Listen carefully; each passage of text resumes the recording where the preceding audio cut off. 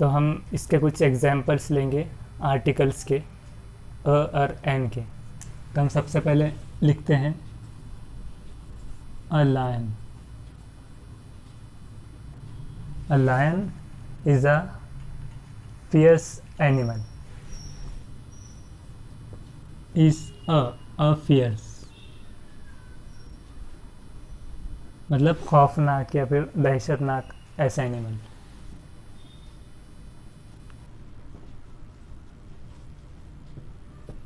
ये लिख देने के बाद हम दूसरा लिखेंगे अ प्यूपिल। प्यूपिल यानी कि शागिर्द वगैरह रहेगा। A pupil should obey his teacher.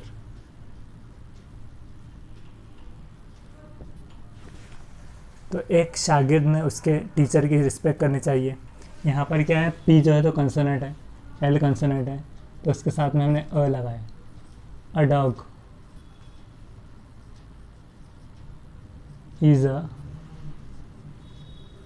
Faithful यानी वफादार, फेथफुल यानी कि वफादार एनिमल।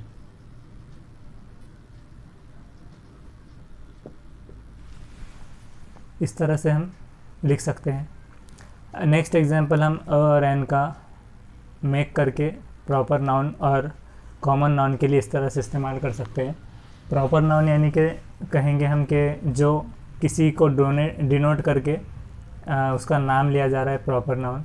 और एक कॉमन नाउन यानी कि वो कोई भी हो सकता है, कोई एक आम इंसान। तो प्रॉपर नाउन और कॉमन नाउन के ये टाइप्स हम देखते हैं। तो इसमें हम सबसे पहले ये ले लेते हैं प्रॉपर नाउन में और कॉमन नाउन में कि माय नेबर इज़ अ, जैसे कि आपको जिसका भी नाम लिखना है, हम यहाँ पर लिख लेते हैं माय नेबर।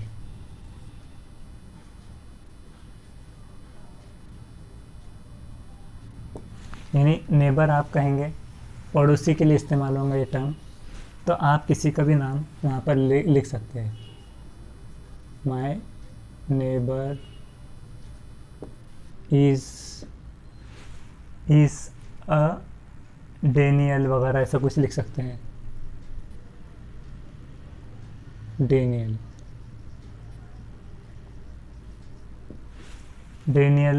कह सकते हैं आप, या फिर उसके अलावा कोई दूसरा नाम आपको लिखना है तो वो भी आप लिख सकते हैं।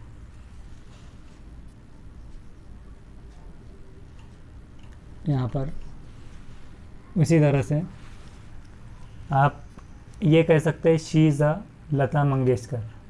तब यहाँ पर क्या आ रहा है, कॉमन नाउन में जैसे हम बात कर रहे हैं, कॉमन और प्रॉपर नाउन के इस्तेमाल के लिए अ और एन वहाँ पर भी इस्तेमाल होता है। She is a Lata Mangeshkar, तो हम उसे डिनोट तो कर रहे हैं, she is a Lata Mangeshkar.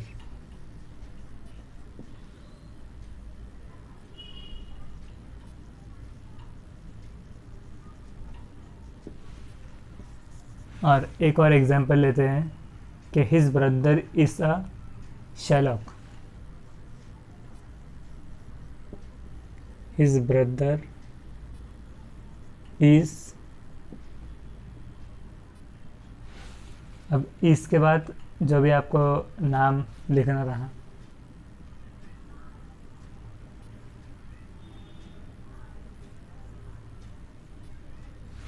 ये ऐसा एक नाम है शेलॉक, लता मंगेशकर। तो यहाँ पर अ आ रहा है, तो इसका कहने का ये मसला हो रहा है कि आप जो है तो इसको शी और ही, हिज, माय नेबर जब आप डिनोट कर रहे हैं कि मेरा, तो वो सामने वाले के लिए मतलब क्या हो रहा है कि एक इशारा देने के वास्ते, मतलब एक ख़ास उस पर बात नहीं चढ़ रही कि मेरा पड़ोसी का नाम फला है।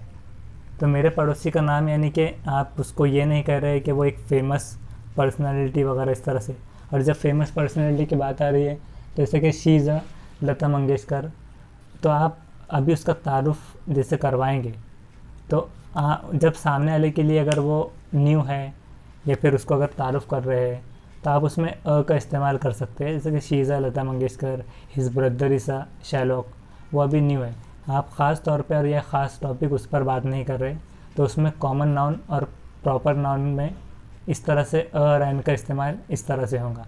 अगर वो जैसे कि हिज ब्रदर इज़, अगर वो ए से आता है जैसे कि अमान, तो आप उसमें ये लिख सकते हैं, हर लिख देंगे, हर यानी कि उस लड़की का, her brother is an Aman, his brother is an Aman, यानी कि उसका भाई का नाम अमान है। इस तरह से लिखने के लिए मतलब एक कॉमनली अगर बात चल रही है तो वहाँ पर अ और एन का इस्तेमाल इस तरह से कर सकते हैं। ये MCQs में आता है ये वाला। अब उसके बाद हम अगला रुख करेंगे इसका कि एक्सक्लेमेशंस के तौर पर किस तरह से इस्तेमाल होगा सिंगुलर काउंटेबल वर्ड्स में।